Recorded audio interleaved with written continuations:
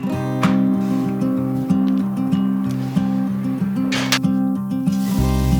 going to show you how to make my easy sourdough chive crackers from my Sourdough Simplified course on Patreon. If you would like to know more about sourdough cooking, you can take the course for a limited time. It is only $5. Stick around to the end because I'll tell you more about it and how you can find it at the end of this video. We're going to start with 2 cups of water and 2 cups of sourdough.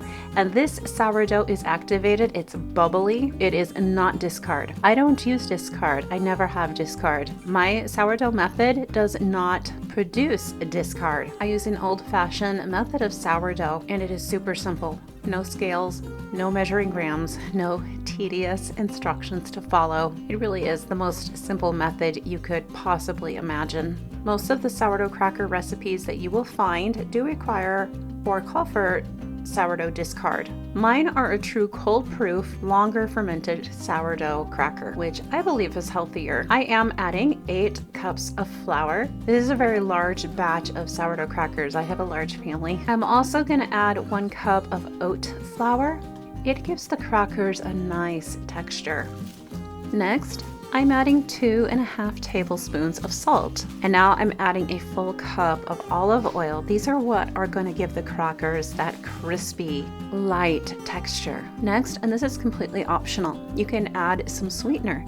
So I like to add 1/2 cup of honey. Now I ran out, so I had to use agave nectar, which wasn't quite as good. I think it was a little too sweet. And the sweetener just kind of helps enhance the flavor, but you could completely leave it out. And now I'm going to harvest some chives from our herb garden outside. This was probably around 1/3 cup of chives. Next time I make it though, I'm gonna add more. I'll probably add closer to 3/4 cup of chives because I felt like the chive flavor was just a little light. And it would have been nice to have had more in them.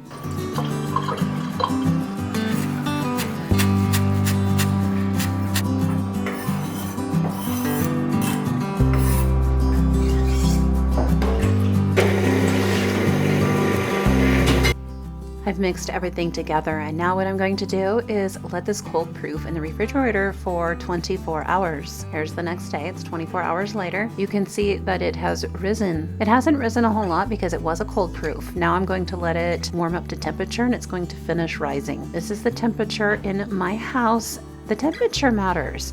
Sourdough loves warmth. I got my house nice and toasty right now, so my took probably maybe 4 or 5 hours to rise, at which point we're ready to start making the crackers. I'm gonna be honest, the thinner you can get these, the better they are. If you're unfamiliar with sourdough bread, it is said that sourdough bread is easier to digest. Even WebMD says there are potential health benefits of sourdough bread. One really neat thing about it is that the nutrients are more available, they're more easily absorbed, and this is due to the way that the lactic acid bacteria in the bread interacts with the nutrients. Lactic acid in the fermentation process destroys certain types of acids found in regular bread. So if you're doing sourdough discard crackers, you're not going to get these benefits. That's partly why I don't like to have discard, because it's kind of negating the benefits of sourdough that we work so hard for. One of the neat things about sourdough is that it's got a lower glycemic index. There are some studies that say sourdough acts as a prebiotic and a healthy fiber in the gut. Now, sourdough still does have gluten. Some resources say that it is lower in gluten. However, it appears the acid in the bread degrades the gluten. So some people that have a little bit of trouble with wheat might be able to find that sourdough is easier on their stomachs. Our family is among that group, and that is why we do sourdough. I have rolled these as thin as I can possibly get them, and I'm just putting little fork holes in each one to help reduce the shrinkage and help them cook a little more evenly. I am baking these at 400 degrees and I'm baking them for 6 minutes and then turning them and baking them for another 6 minutes.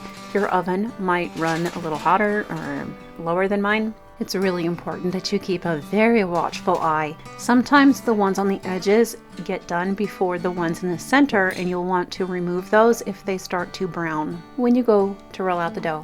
Sometimes it can be a little tough. If that happens, just let it rest for a few minutes. After it's rested for a few minutes, it becomes a lot easier to roll out.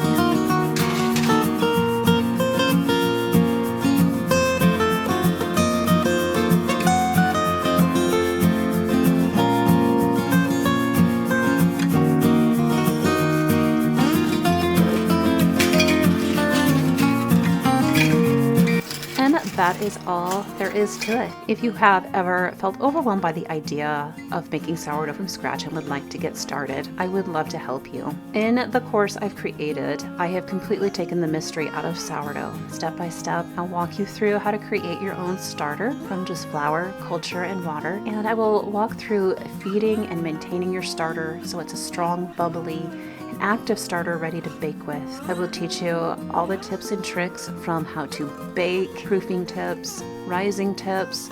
I have over 13 step-by-step videos in my course to walk you through the entire process. Whether you're brand new to sourdough or looking to sharpen your skills, the course is for you. Let's make sourdough simple, satisfying, and fun. One loaf, cracker, flatbread, pizza, and more at a time. If you'd like to get started, click the link below in the description box as well as in the comments.